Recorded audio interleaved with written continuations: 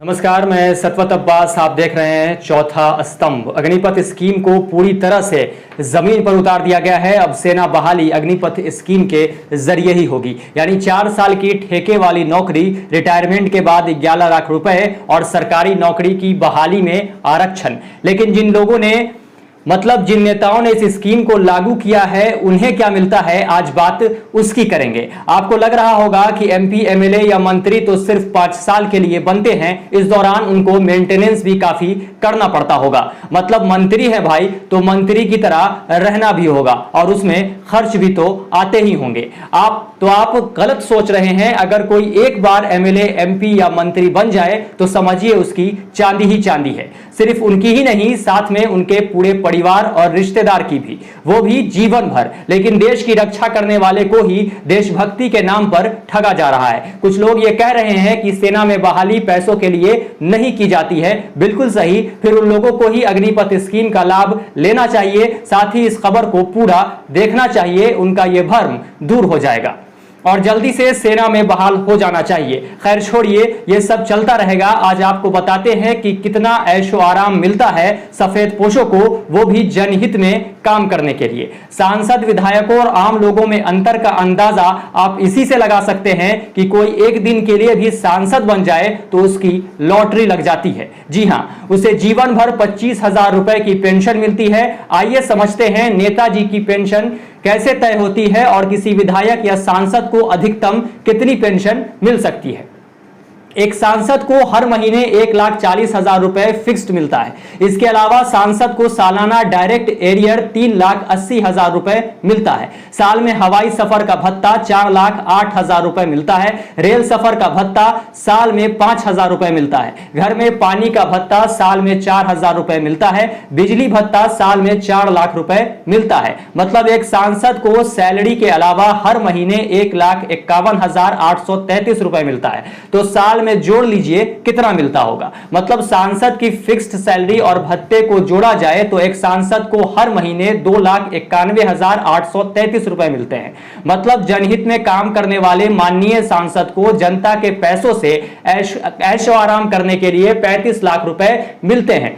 इतना ही नहीं, सांसद और विधायक को मिलने वाले पैसों पर किसी तरह का कोई भी टैक्स नहीं लगता है। वो अलग बात है कि गरीब जनता माचिस की डिब्बी खरीदने पर भी टैक्स देती है। सांसद की पति या पत्नी को साल में 34 हवाई यात्राएं बिल्कुल फ्री में मिलती है और ट्रेन में एसी का सफर बिल्कुल मुफ्त होता है। सांसदी चली गई तब भी पूर्ण सांसद महोदय फ्री में ट्रेन के एसी डब्बे में बैठकर सफर कर सकते हैं।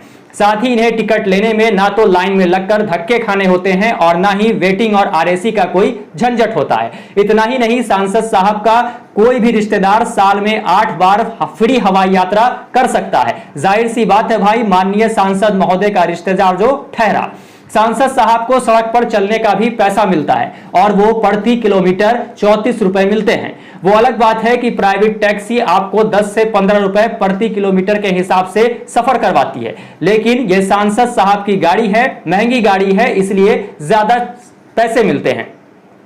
सांसद महोदय को 50,000 यूनिट फ्री बिजली मिलती है। 1,70,000 फ्री कॉल भी मिलता है। 40 लाख लीटर पानी सांसद जी को बिल्कुल फ्री में मिलता है। रहने के लिए सरकारी बंगला मिलता है जिसमें सारी सुविधाएं पहले से मौजूद होती हैं। नौकर, माली, ड्राइवर, रसोइया, इन सब का पैसा अलग से मिलता है। साथ ही जिंदगी भर की पेंशन मिलती है, वो अलग।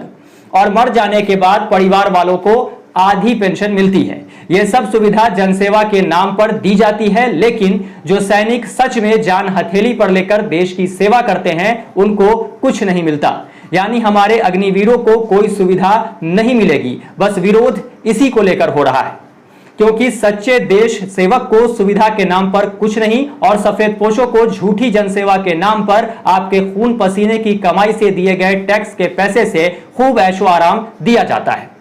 नियम ऐसे हैं कि अगर कोई नेता पूर्व सांसद या विधायक की पेंशन ले रहा है और फिर से मंत्री बन जाता है तो उसे मंत्री पद के वेतन के साथ ही पेंशन भी मिलती है। सांसदों और विधायकों को डबल पेंशन लेने का हक है। अगर कोई विधायक रहा और बाद में सांसद बन जाए तो उसे दोनों की पेंशन मिलती है। पेंशन के लिए कोई न्यूनतम समय सीमा तय नहीं है, यानी कितने भी समय के लिए नेताजी सांसद रहे हों पेंशन पाने के हकदार रहेंगे। लेकिन अग्निवीरों को 4 साल बाद एक फूटी कौड़ी तक नसीब नहीं होगी। थी। अच्छा होता अगर सभी विधायक, सांसद और मंत्री को पूरे 5 साल के कार्यकाल के दौरान सिर्फ 6 महीने के लिए बॉर्डर पर तैनात करने का भी नियम बना दिया जाता, तो शायद इनके बहाने हमारे जाबाज सैनिकों को भी पेंशन मिलना शुरू हो जाती।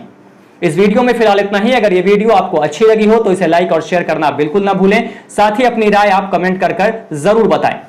अगर आपने अब तक हमारे चैनल चौथा स्तंभ को सब्सक्राइब नहीं किया है तो जल्दी से कर ले। साथ ही बेल आइकन दबाना बिल्कुल ना भूलें। नमस्कार।